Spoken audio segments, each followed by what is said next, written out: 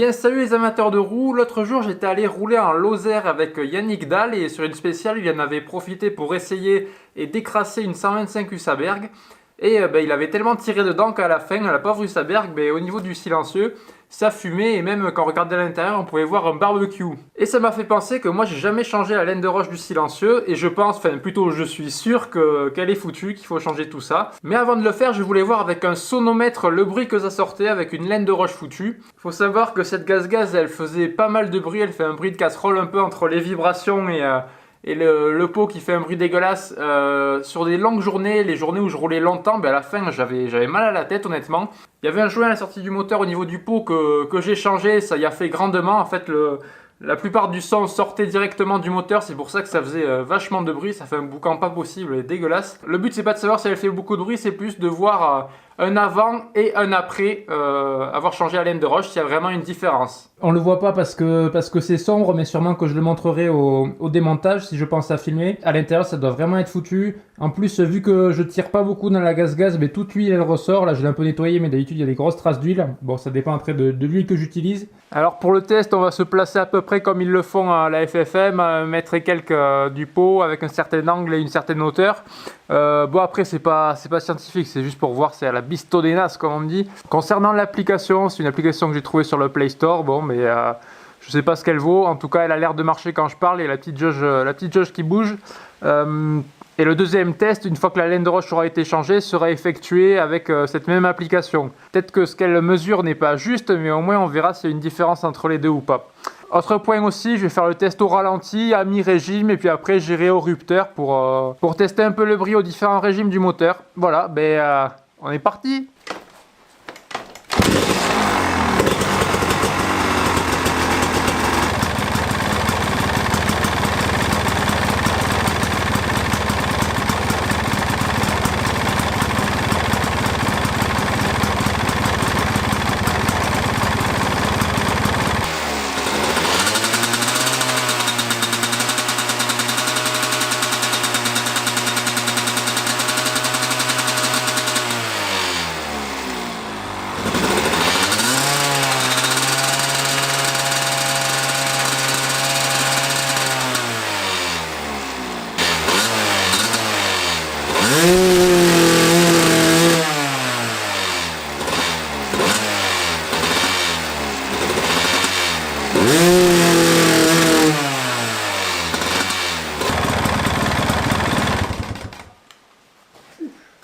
Alors, je sais pas ce que ça donnait en direct puisque je voyais pas les résultats.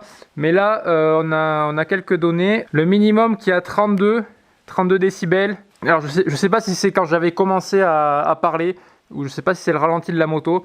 Il faudrait que je refasse un test pour voir si c'est vraiment 32 décibels le ralenti de la moto. Bon, au pire, c'est pas grave, on s'en fout. Ce qui nous intéresse, c'est le rupteur. Et donc, le max, c'est apparemment 102 décibels. Je sais pas si je passerai le contrôle technique de la FFM. J'ai pas les chiffres en tête. Et bon, comme je vous l'ai dit, ce qui nous intéresse, c'est de comparer une fois qu'on aura modifié la laine de roche. Je changerai cette laine de roche un autre jour quand j'aurai les outils. Et puis on comparera. Je referai le test après coup. Et pour vous, c'est dans quelques secondes là. Allez, à tout de suite. Et on se retrouve pour la seconde partie de la vidéo. Il y aura eu un gros laps de temps entre la première partie et la seconde partie, tout simplement parce que j'avais la flemme de changer cette laine de roche. Les rares fois où j'ai l'occasion d'avoir la moto, je préfère rouler. Mais là, malheureusement, je me suis fait mal au genou. Du coup, j'en ai profité pour faire la mécanique sur la moto et la laine de roche y est passée. Vous aurez remarqué un gros changement au niveau esthétique. Mais ça, normalement, je vous l'ai montré dans les précédentes vidéos. Si vous ne les avez pas vues, ça veut dire que vous n'êtes pas abonné à la chaîne et je vous invite à le faire de suite tant que vous y êtes. Merci. L'esthétique, on s'en fout. Ce qui nous intéresse, du coup, c'est le bruit. J'en ai profité pour changer à nouveau les joints sortis de cylindre. Au passage, ça peut intéresser quelques-uns. C'est des joints qu'on peut trouver sur AliExpress à pas cher du tout. C'est les mêmes pour GAZ, KTM et tout, c'est commun. Donc pour le prix de 2 joints officiels, vous en avez une dizaine de chinois. Donc ça fait très bien l'affaire et vous perdez pas grand-chose au pire. Donc je vous mets le lien en description si jamais ça vous intéresse. La laine de roche du pot a été changée, sans surprise, celle que j'ai retirée, elle était toute noire, donc pas de surprise parce que de toute façon je voyais de l'huile qui coulait et puis je l'avais jamais changée, donc elle pouvait pas être d'une autre couleur. Je l'ai remplacée par de la laine de roche classique, FMF, très facile à faire comme opération. Moi, juste le souci que j'avais, c'est que les vis, elles étaient Au niveau de la cartouche, elles étaient grippées, il y en a certaines qui étaient vraiment impossibles à enlever. C'est une des raisons qui a fait que je faisais pas cette opération régulièrement, que je l'ai jamais fait en fait. Je voulais pas péter ces vis et là j'ai pris le temps de bien faire la chose. Et j'ai réussi à me démerder pour rien casser. Bref, j'ai remplacé ça par de la laine de roche toute neuve qui nous vient de chez FMF. D'ailleurs sur l'emballage, il nous indique qu'en changeant la laine de roche, on gagne 2 chevaux en termes de puissance. À voir comment en fait, peut-être que les gaz se libèrent mieux. S'il y a des spécialistes de la laine de roche, de la gestion des gaz dans les pots d'échappement, peut-être que vous pourrez m'indiquer pourquoi quand on change la laine de roche on gagne, on est supposé gagner des chevaux. Ça je pourrais pas le vérifier. Par contre ce qu'on va pouvoir vérifier c'est si le bruit est toujours le même avec les appareils de mesure. Et on est monté en gamme. Donc vous l'aurez vu sur le téléphone, toujours l'application qu'on avait dans la première partie. Cette fois je lancerai l'application une fois que la moto sera démarrée pour avoir un minimum de décibels qui correspondent non pas à ma voix mais au ralenti de la moto, au bruit minimum que fait la moto. Et on a un petit... alors c'est pas sonomètre apparemment, c'est décibelmètre. Acheté chez chez Lidl, pardon, de la marque Parkside. Donc pour une dizaine d'euros, pour 10 euros en fait, vous avez ça avec les piles. Donc je l'avais pas dans la première partie du test, mais c'est pas grave. On va comparer un peu, voir si c'est à peu près similaire les mesures. La référence de comparaison par rapport à la première partie de la vidéo sera bien évidemment le téléphone, puisque c'est avec ça qu'on a mesuré dans la première partie. Et ça c'est juste pour le fun et puis au moins je l'aurai. Bon ben sans plus attendre, je vous propose qu'on fasse péter la moto. Si juste avant je voulais vous parler d'un produit que je suis en train de tester, je sais pas si je vous en aurais parlé avant dans d'autres vidéos. Ce sont des bouchons, des protections auditives de la marque Alvis. Hop, vous avez la petite boîte ici, la petite référence. Bon, le principe il n'est pas compliqué à comprendre, c'est juste des bouchons qui atténuent plus ou moins le bruit en fonction de sa fréquence. Et j'arrive à le faire tomber, putain. Et voilà, donc je crois que je l'avais dit dans la première partie de la vidéo, mais que... Putain, mais j'ai fait que les tomber, c'est pas possible. Et je vais les remettre dans les oreilles, au moins ils bougeront pas. J'avais dû le dire dans la première partie de la vidéo que la gaz-gaz, quand je roulais avec, au bout d'un moment, mais j'avais mal à la tête quand je roulais longtemps avec. Du coup là je suis en train de les tester en roulant. J'ai pas eu l'occasion de trop les tester en roulant parce que malheureusement je me suis fait mal au genou. Par contre je les ai testés quelques fois sur les bords des spéciales quand je suis allé voir des courses pour filmer ou voir des amis. Il y a plein de motos qui passaient pendant longtemps et c'est vachement agréable. Bref, je vous ferai un retour sur ces protections auditives une fois que je les aurai bien testées. Voilà, je voulais juste vous en parler parce que ça rentre un peu dans le thème de la vidéo. Donc c'est bon, ils sont en place, le tournage de cette vidéo ne sera pas une torture. Allez, on va faire péter la moto.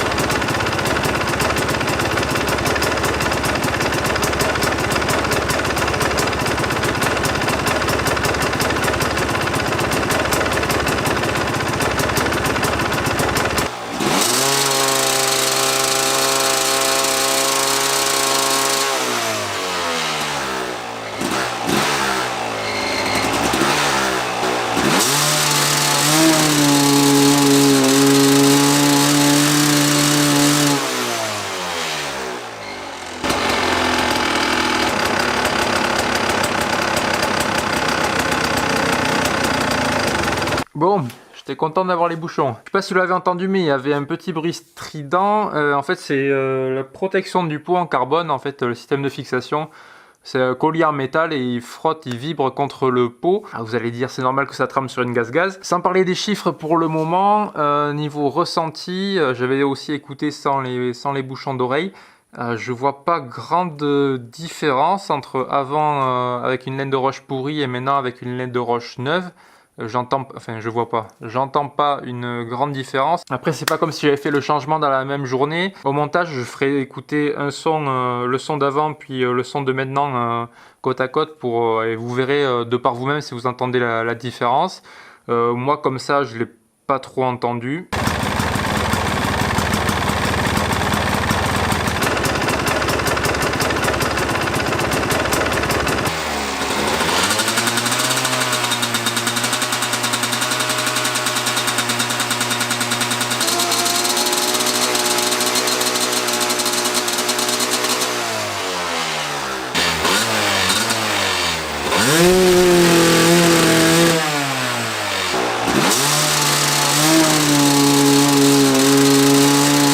maintenant passons aux chiffres. Du coup là j'avais activé les 2 mesures une fois que la moto était déjà démarrée.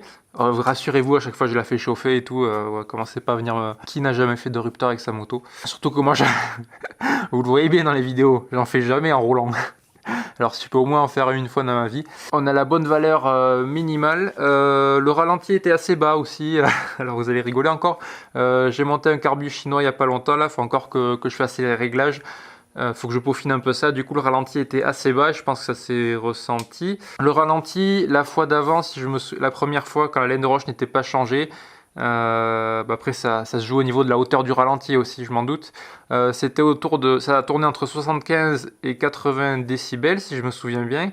Et là cette fois avec la laine de roche changée et le ralenti qui était quand même assez bas, on était à 60, je crois 70 mesuré sur celui-là et 68 sur le téléphone. Donc voilà, à 70. Donc on va dire 5 décibels plus bas, mais je pense que ça c'est plus dû au fait que le ralenti était plus bas. Concernant la valeur à mi-régime, là j'ai eu un peu de mal à le trouver, le mi-régime, je n'osais pas trop y aller. C'est une valeur que je peux pas regarder de suite là sur les appareils puisque ça fait que le min et le max. Donc pour la valeur du mi-régime, je vous mettrai les chiffres de comparaison au montage et ils s'afficheront quelque part par là. Et concernant le haut régime, le rupteur, et donc j'ai regardé, là on tablait sur du 115 décibels et sur le téléphone, il affichait 101 décibels au max. Si je dis pas de bêtises, sur le téléphone, qui est la référence par rapport au premier test, c'est exactement la même mesure. Et celui-là à 115, alors c'est marrant de comparer qu'il y ait une différence de 14 décibels entre ces deux. J'aurais tendance à dire que c'est lui le plus juste. Pourquoi il s'éteint lui? Il a plus de batterie?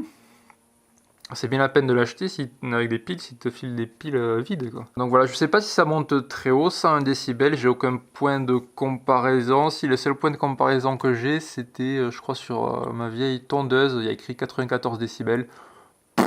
Mais après en termes de sécurité, de santé, je sais pas si c'est haut ou pas. Peut-être qu'il y en a qui sont un peu plus experts sur le sujet qui pourront m'aider dans les commentaires.